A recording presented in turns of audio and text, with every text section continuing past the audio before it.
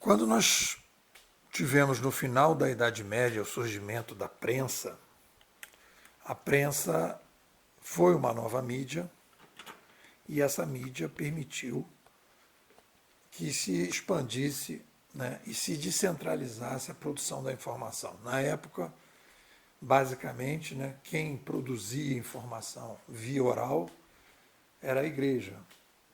As missas eram em latim e as pessoas seguiam aquilo que o padre determinava, o que o papa determinava. Então existia uma verticalização gigantesca no mundo.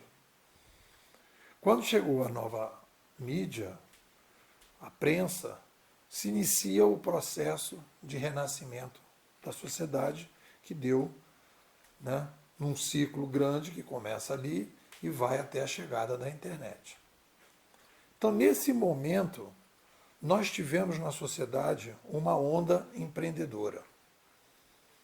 O primeiro grande empreendedor foi o cidadão chamado Martinho Lutero, que na Alemanha resolveu criar uma startup de uma nova igreja. Ele vai fazer uma série de questionamentos numa série de crenças limitantes da época. Por exemplo, que as pessoas não poderiam ter acesso direto ao texto bíblico, que as pessoas não poderiam interpretar de maneira diferente aquilo que estava, né, interpretado pelos concílios da Igreja Católica. Ele vai começar, e tem um filme que eu já sugeri, já passei em sala de aula várias vezes, né, que é o Lutero, tem no YouTube. Ele vai começar a questionar, né?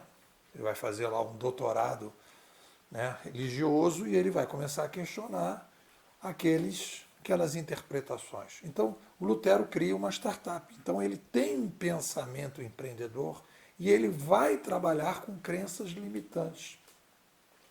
Superar as crenças limitantes da época. Então, a gente pode dizer que, naquele momento, nós tínhamos crenças limitantes, digamos, estruturais, e aí, então, se começa um questionamento das crenças limitantes estruturais para ter um bom empreendedor.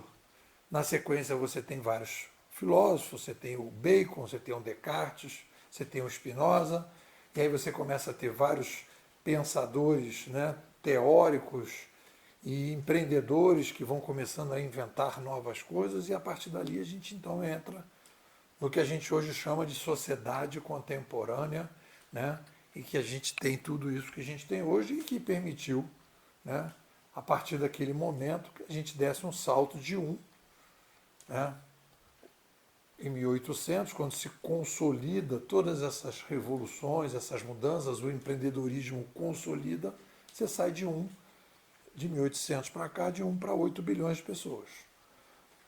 Em 1450 nós tínhamos algo em torno aí de 500 milhões de pessoas no mundo.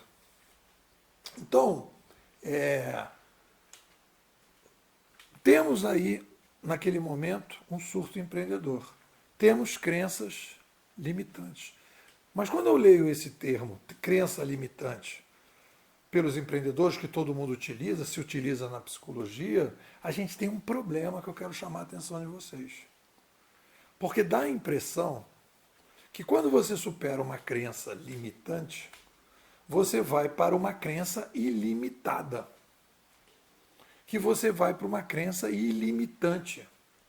Que você, a partir daquelas premissas que você abraça, que você está indo então para um novo mundo em que a sua crença agora é uma crença forte, é uma crença gostosa, é uma crença ótima, e que a gente não entende, e aí tem o grande problema, que quando você faz a escolha, você sai de uma crença limitante, você cai dentro de uma outra crença limitante.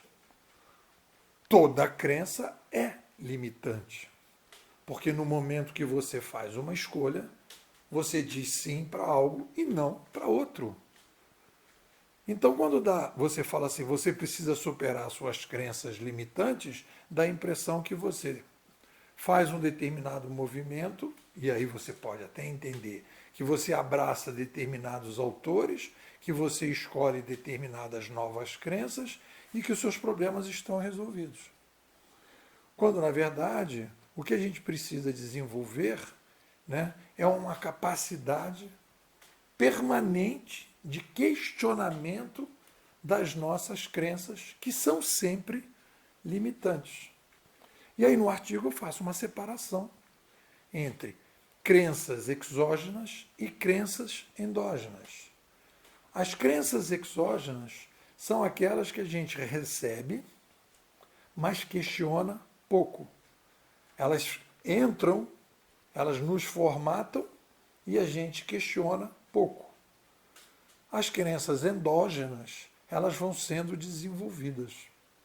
Então, o que eu prefiro? Então, como é que a gente melhora esse conceito crenças limitantes? A gente coloca no lugar crenças tóxicas, crenças saudáveis, crenças endógenas, que eu vou criando, que eu vou trabalhando de dentro para fora, contra crenças exógenas. E ainda no artigo eu falo de crenças estruturais, que são mais filosóficas e que estão mais entranhadas dentro da gente, e crenças conjunturais, em que a gente pode operar e mudar mais. Então, qual é o problema? O problema é que a gente vai ter que abraçar novas crenças que nós consideramos mais saudáveis, sabendo que quando a gente tem crenças estruturais tóxicas, a gente vai ter grandes problemas de superação. E essas crenças mais saudáveis, elas hoje, a gente supera determinado tipo de problema e a gente cai em novos problemas.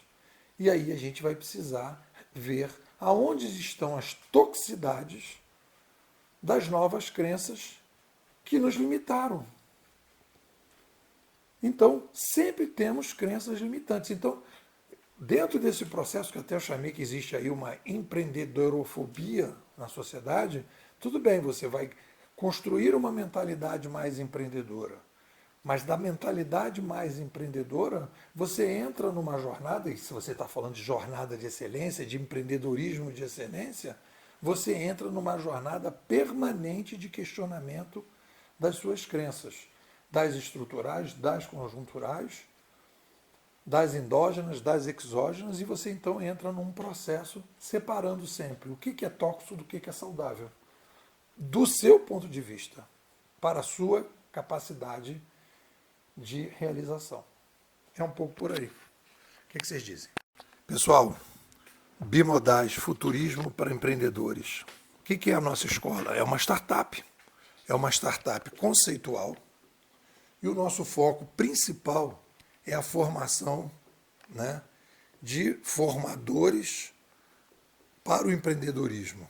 Óbvio que o empreendedor se beneficia, mas existe a necessidade da gente dar uma guinada no empreendedorismo brasileiro. O empreendedorismo brasileiro, ele é desteorizado. A gente não entende o que é uma revolução de mídia. A gente não entende que uma revolução de mídia vem de um aumento populacional. E a gente não entende que, quando a gente aumenta a população e faz uma revolução de mídia, a gente inicia um novo modelo de comando e controle. E esse novo modelo de comando e controle abre espaço para novas organizações que vão promover a descentralização, a reintermediação. Antigos intermediadores vão perder espaço para novos intermediadores. Então, o que acontece? O empreendedor brasileiro não tem nas mãos uma teoria consistente da mudança. E sem uma teoria consistente da mudança, o que ele vai fazer? Ele vai criar startups muito mais incrementais do que disruptivas, muito mais locais do que globais, porque a gente tem aí demandas parecidas com o Brasil, na China, na Índia, na Rússia, em outros países que cresceram que nem o Brasil, em que você, resolvendo o problema do Brasil, você pode exportar isso. Então existe aí uma visão que as pessoas têm que ter e elas não estão tendo. A gente está entrando no nosso 4º ano, na nossa 7ª imersão, e eu te convido para fazer parte. Me manda um zap, 21 99 608 6422. Vou repetir, 21 99608-6422. Nipô, quero sair de uma